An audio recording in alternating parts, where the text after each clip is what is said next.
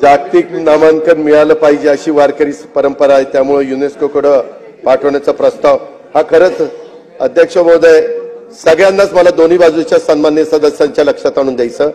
अनेक मुख्यमंत्री होऊन गेले, अनेक राज्य सरकार होऊन गेली, त्याच्यात आम्ही देखील होतो मागच्या काळात, परंतु अध्यक्ष महोदय वारीला येणारा एवढा मोठ्या समाजाच्या बद्दल एक आपुलकी, एक आपलेपणा, एक जिव्हाळा दाखवण्याचं काम ह्याच सरकारने एकनाथराव शिंदेच्या नेतृत्वाखाली केलं।